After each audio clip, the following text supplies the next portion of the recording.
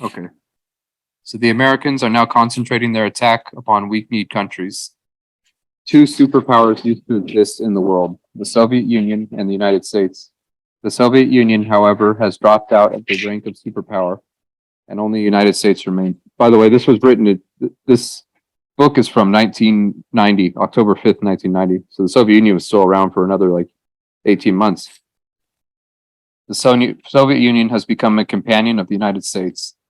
Therefore, Bush pats Gorbachev on the back. Now the Soviet Union has dropped out of the rank of superpower. U.S. imperialists are behaving more and more arrogantly and impertinently. U.S. imperialists are behaving more and more arrogantly and impertinently. How arrogant the United States has become can be seen as clearly by the fact that it invaded Panama as soon as its president returned from the Malta summit and disarmed Nicaragua in succession. It has recently occupied Saudi Arabia on the plea of the dangerous situation of the Persian Gulf, covetous of the oil resources of that country. That Bush met Gorbachev in Helsinki is not at all because he likes the latter, but because he wants to prevent the Soviet Union from interfering with U.S. troops stationing in Saudi Arabia. Gorbachev has obediently complied with the request of the United States. The Soviet Union, once called a great communist state, has ended up in this miserable situation. What is the reason for this? It is because the Communist Party of the Soviet Union has been emasculated. This party was founded by Lenin. Lenin removed the Mensheviks from the Russian Socialist Democratic Workers' Party and founded the Communist Party. The Communist Party of the Soviet Union led the October Socialist Revolution to victory and guided socialist construction in the Soviet Union for over 70 years. However, at its 28th Congress, this party adopted a decision to abandon its leadership position over Soviet power. In the final analysis, this was tantamount to a demand that the Communist Party not interfere with Gorbachev in pursuing a policy of quote-unquote reform and restructure as president. Only when a working class party seizes power can it exercise political leadership of the society. Because the Communist Party of the Soviet Union, once called the Bolshevik Party, gave up its leadership position over Soviet power, it immediately became a weak party in no position to exercise political leadership of society. We should never weaken the party. We intend to continue to further strengthen both the party and the people's power. I think your analysis of the reason for the collapse of socialism in the Eastern European countries is right. Although those countries claim to be building socialism, they did not build it in their own way. Few of those countries made revolution by their own efforts. Most did not carry out a revolution on their own. They established power thanks to the liberation by Soviet troops and built socialism in a way that the Soviet Union did. As a result, all those countries were ruined following the fall of the Soviet Union. The course of our revolutionary struggle is fundamentally different from that of the Eastern European countries. We liberated our country by our own efforts and have built socialism in our own way. It can be said that in the past we received some assistance from the Soviet army in wiping out the Japanese Kwantung army stationed in Manchuria. However, we liberated our country by our own efforts. It is true that Soviet troops landed on Chongjin, but their landing was effected in cooperation with the Korean People's Revolutionary Army. In party building too, we trained hardcore elements by our own efforts and founded the party on that basis. Therefore, our party has been strong since the early days of its founding. Our party was further tempered again in the 3-year-long Fatherland Liberation War against U.S. imperialism. 45 years have passed since the founding of our party, but our party has a history of more than 60 years if we date it from the days of the Down with Imperialism Union. Our country did not enter the Council for Mutual Economic Assistance, CMA. So we know how the Soviet Union fell apart because the Soviet Party was removed from positions of power within the government. And this might be a little bit off topic, and I don't know how true this is, but the Cuban government and the Cuban Communist Party, what is their relationship with the government? Is it a Soviet style where the Cuban party essentially runs the government? Because I've heard other people mention that they allow like multiple parties or different groups within the government. and that they don't have like a direct hand. So I'm not sure how true that is, though. My observations of this particular writing, I find strange. I find strange for anybody to say that we pick ourselves up by our own bootstraps. I've heard that so many times in this country, and that we don't need the help of anybody else. I don't think that's true for a communist to say that at all. I think every communist needed help at one point in their life from other people. And the collective is an example of that. So to say the way Kim Il-sung writes here, I question how much of that is it for internal consumption for the Korean people and how much is reality. Remember the father who said, there is no model. We all follow our own path. That was Gorbachev. I'm sorry, that was Khrushchev. And I was there when he said it. And that opened up a bag of worms for the communist movement. Ever since he said that, they never went back to the common form, which is what we set up after World War II, which was like a Comintern. And we started to go our own ways. That to me was the beginning of the end. What followed right after that was China following their own method. Tito following his own method.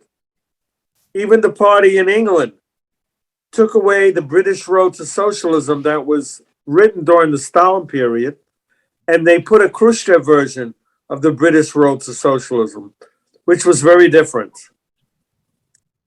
As a Bolshevik, we need the Soviet model. That was the first one that succeeded in the world. None of the others did. And if it wasn't for the Soviet Union existing, do we really believe here tonight that North Korea could exist by itself if there was no Soviet Union watching the whole kit and caboodle? So I really find this internal consumption very saddened by it, actually. Thank you. Yeah, thank you, Angelo. Yeah, it is ironic, isn't it? Because Kim Il-sung was trained in the Soviet Union. That's where he recuperated. He was armed and trained, and so were his forces. And the Soviet Union helped him. Go ahead, Larry. And Joe, go ahead, Larry. If this was for internal consumption, I wonder if it was because he saw the writing on the wall of what was going to happen, and he knew that they would have had to prepare themselves for, essentially being isolated. And Good point. Very good point. It might have been we can criticize him and say that, but at the end of the day, Tito's Yugoslavia isn't around anymore, but North Korea still is, so maybe there was some merit to them having to adopt this mindset just to survive. Thank you. Yeah, thank you. And Angela, I should mention the part which we read earlier. This document in particular is a speech. Actually, it's a conversation that Kim Il-sung had with the Socialist Workers' Party, of all things, from our country, October 5th, 1990. So he was actually going into a big attack against Gorbachev right before the part that you heard. So if you were to add that in, I think you would understand why he was saying it. But right. I think we're all in agreement here. Really, we are with what Angela was saying regarding the Soviet Union. Actually, Kim Il-sung gave some credit earlier, the part that you weren't here for, where he actually did talk about the Soviet Union. Go ahead, Joe. Yeah. So my understanding of the Juche idea is basically about self-reliance, which I think in a post-Soviet world, that could make more sense. I don't know to what extent that was emphasized early on, like say in the 60s or the 70s. I was wondering if anybody actually knew that, if they had already had that sort of ideology of self-reliance, basically before the counter-revolution period. By the way, I did some studying on Comecon, the Council for Mutual Economic Assistance. It was the Soviet version of the common market, is what they had in West Europe, the common market. sort of like the EU is today. And their version was called Comecon. And I do know that the DPRK had observer status. All right? He doesn't mention that. They had observer status at Comic-Con. Why would they have observer status there if they had no intentions of eventually connecting in some way to it? Thank you. Yeah, thank you. So Larry and Amir, did you have a response to the question? Yeah, so it is to my understanding that the Juche concepts of self-reliance and Sung-un, military first, that these were heavily influenced by two different really important events in Korean history.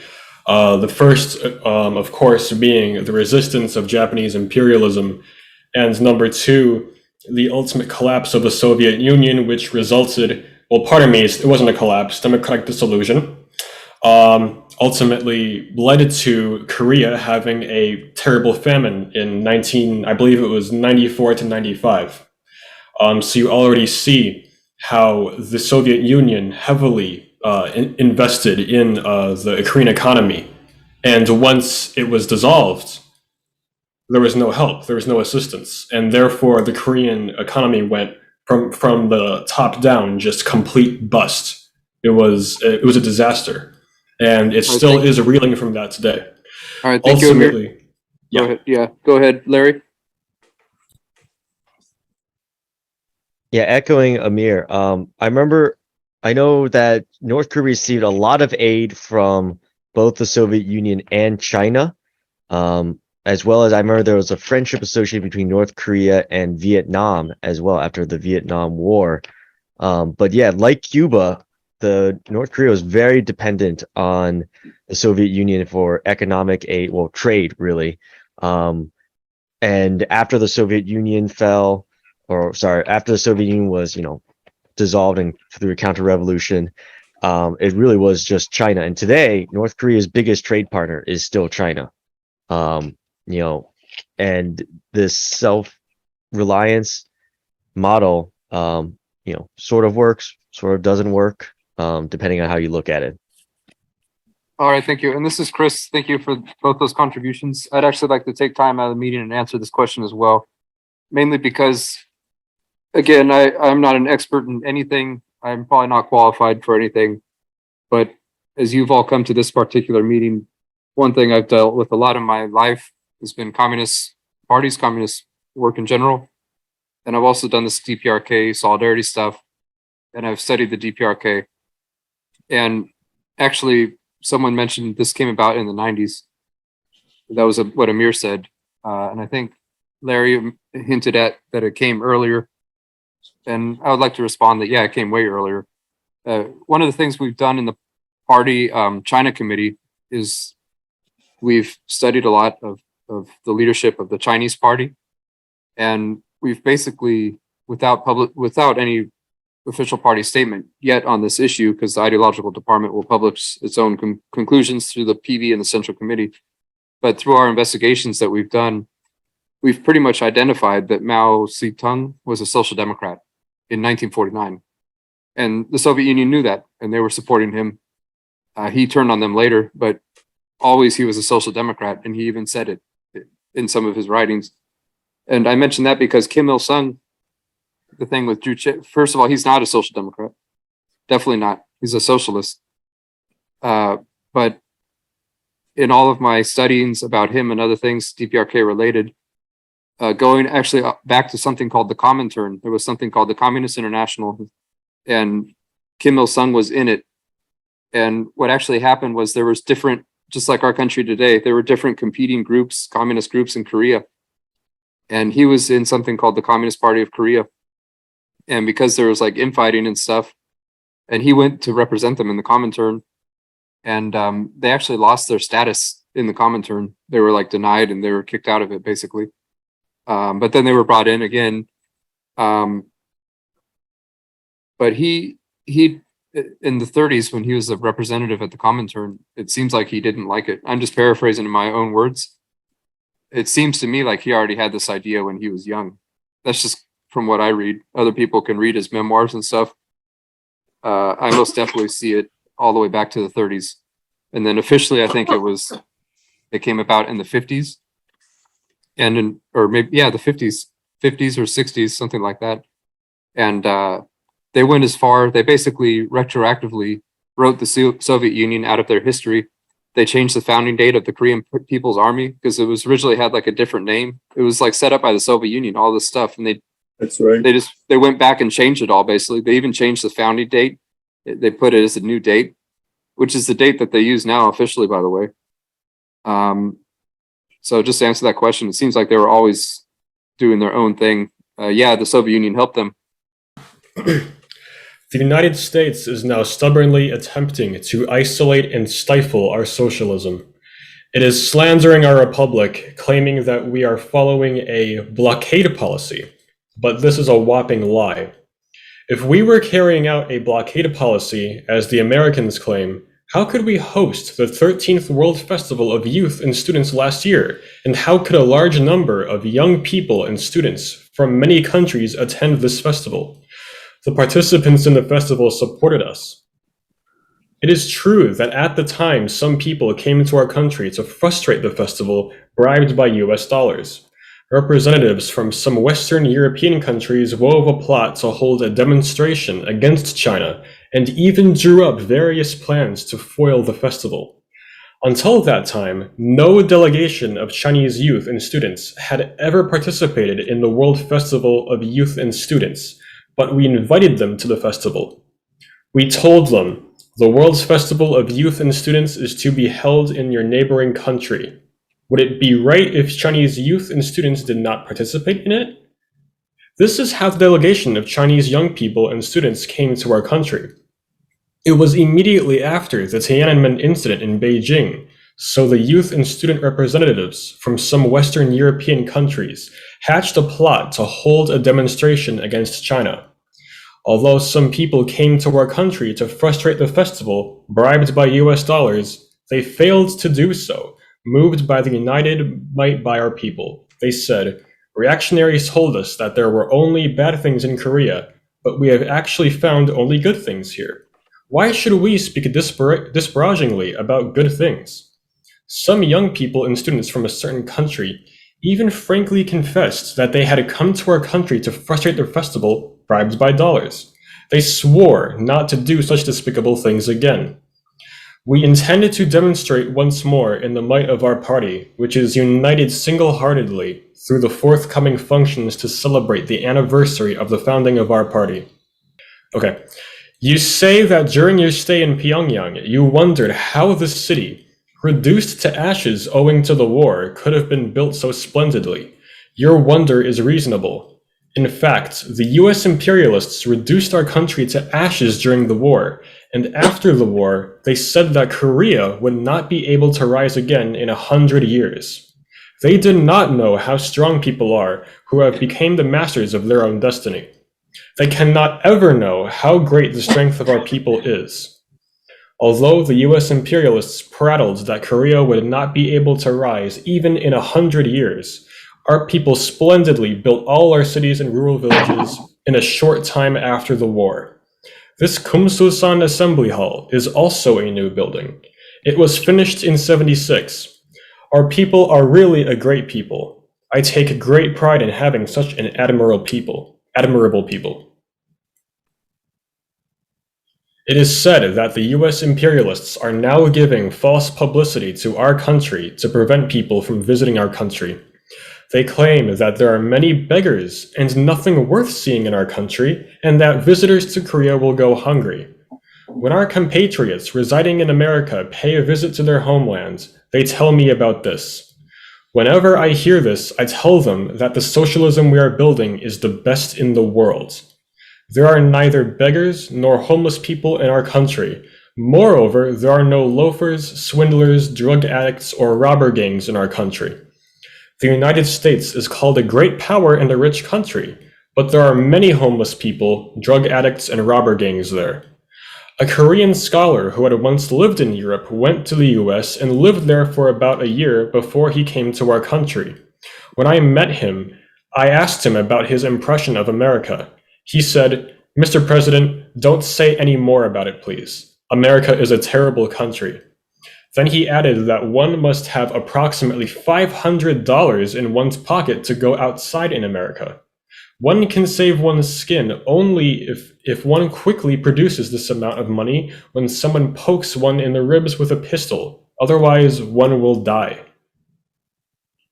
I'm not sure, but he exaggerated the true situation a little. But anyhow, it seems to be true that there are many robber gangs in America. According to our compatriots residing in America who visit their homelands, more than 1 million Korean compatriots are now living in America. Many of our fellow countrymen lived in Japan in the past, but now more compatriots seem to be living in America than in Japan. Nevertheless, 700,000 Korean compatriots are still living in Japan. Only a few of the Korean compatriots in America went there from North Korea immediately after liberation. Most went there from South Korea.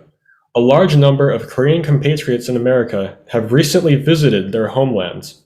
This year, many attended the Pan-National Rally. Many are striving for national reunification. However, the Korean compatriots in America are not yet so firmly united as those in Japan.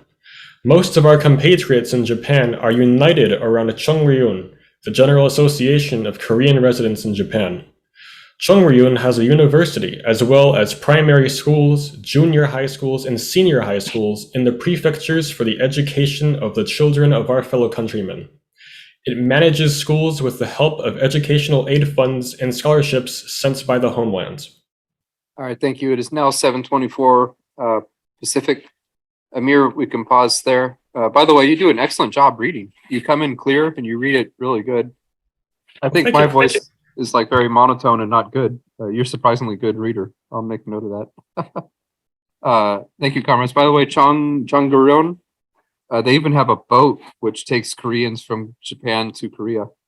I'd like to open it up now. Does anyone have any comments on this? Otherwise, we'll just continue reading. This will be the last day of this text, so go ahead, Tyler.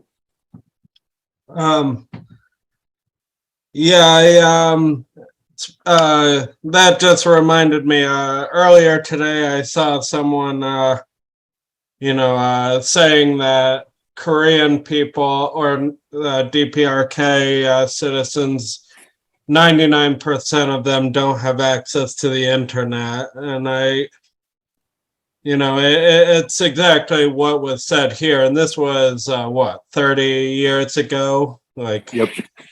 It's just absurd that the thing was, I was reading the comments of they were saying that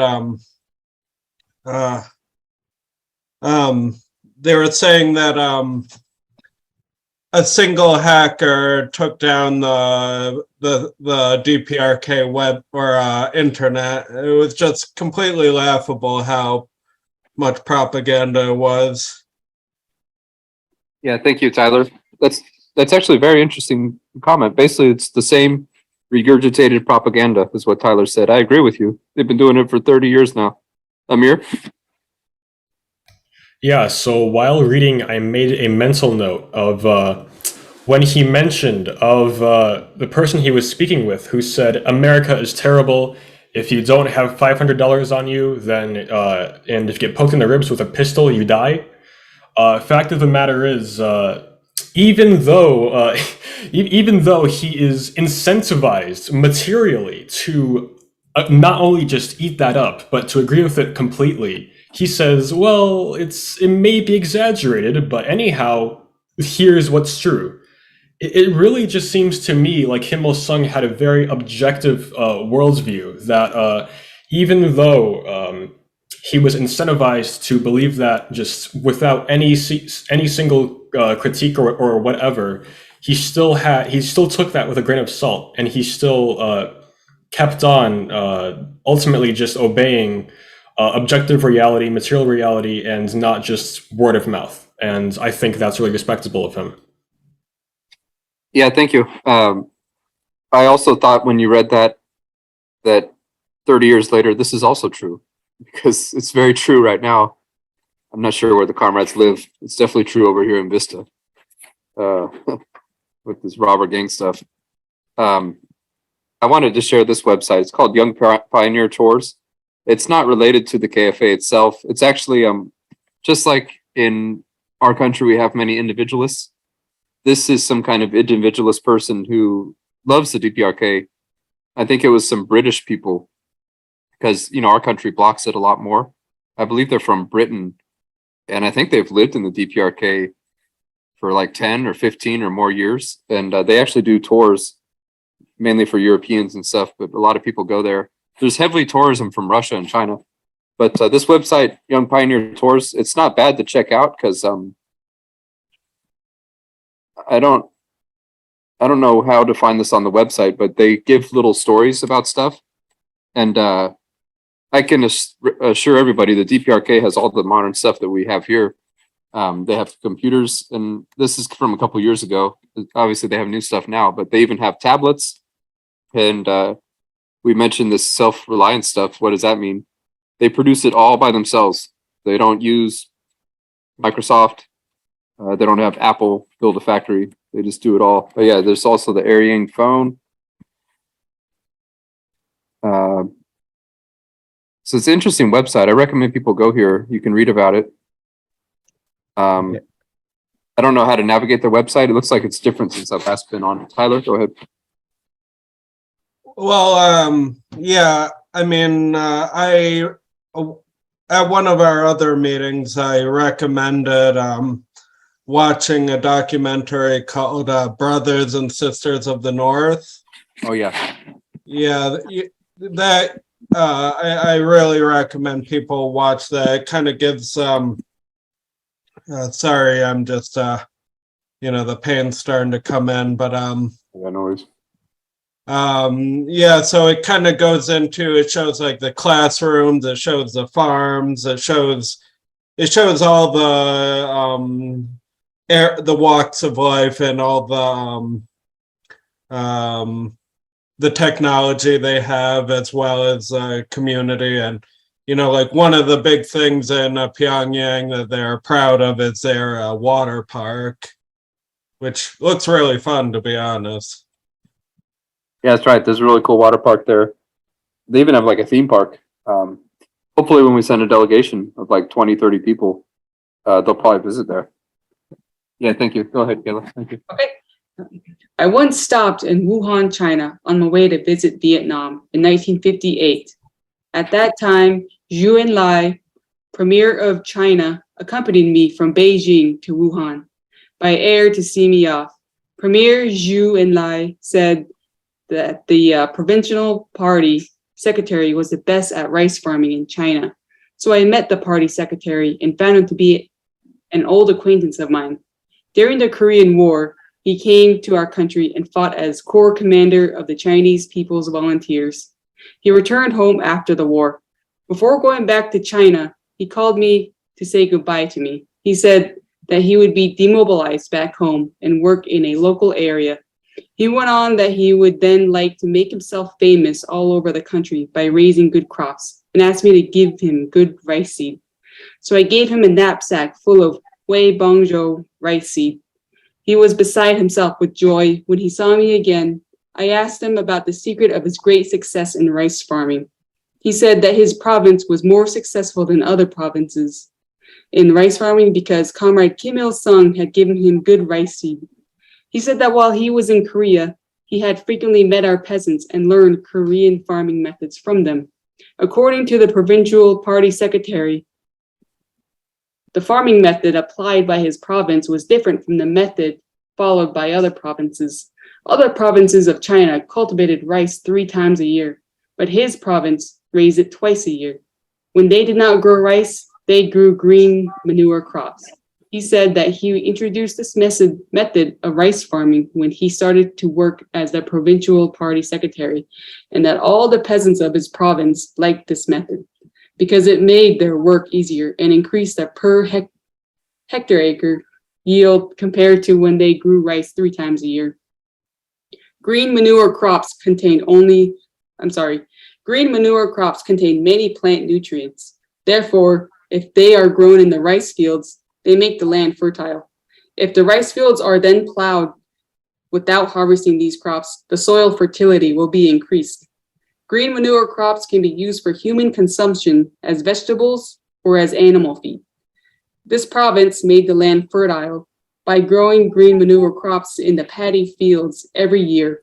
Therefore, although this province raised crops 3 times a year, the provinces that raised crops 3 times a year cultivated them throughout the year without applying sufficient amounts of fertilizer to the paddy fields.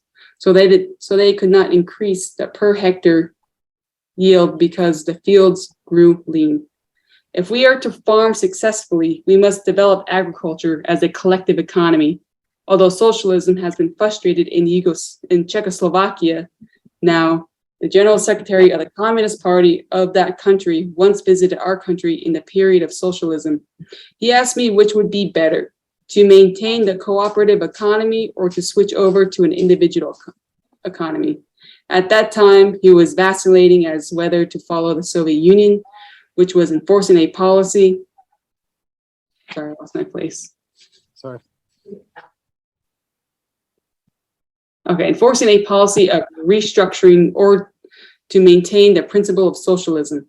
I told him that his country would not achieve great success in agriculture if it engaged in individual farming, since individual farming would make it impossible to introduce proper irrigation, mechanization, and electrification, and that it should not eliminate cooperative farms, but develop them into all people farms. Hearing me, he said that I was quite right, and that he would keep the cooperative economy.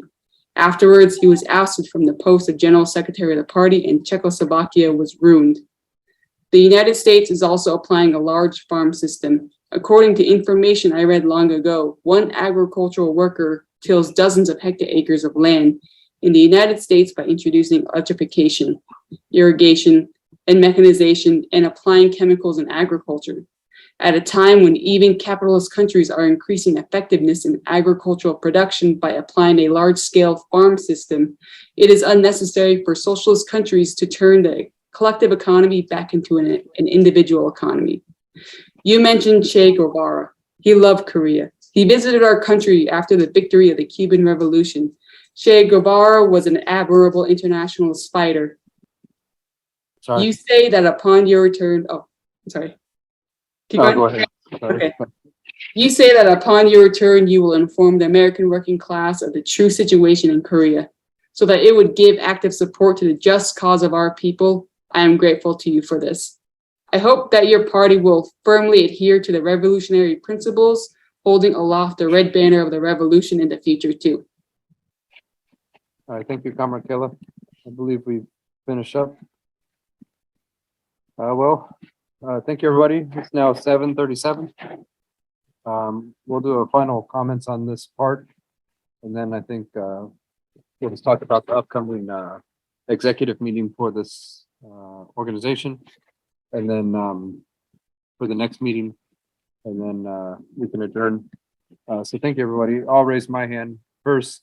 I think I kind of skipped through it towards the end, sorry, but he went into this thing about the individual farming versus the collective farming. And he even said in the United States, they're large scale farming, because in Eastern Europe, it was part of the stuff in the 80s, they were like going to this individual farming. And I think a comrade spoke about Cuba earlier. I could be wrong about this, but did I not hear recently within the last year or two, Cuba has gone to this individual farming model? Someone could correct me. Thank you. Comrade Ambrose?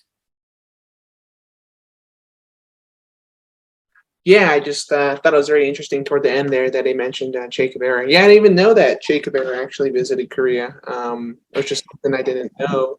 I know he did a lot of traveling and stuff, but that's not something I really, it was just sort of like a gap in my knowledge base there. Just wanted to mention how interesting that was, that's all. Yeah, thank you. Yeah, he most definitely visited Korea. And so did Fidel Castro. Okay. All right, everyone. Well, thank you so much. Thank you. We've now come to the end. I want to thank you all for going through that book with us. Perhaps that book with a couple other ones we can put together and sell on New Outlook Publishers. We'll now go to the hymn, and then we will close the meeting. Thank you.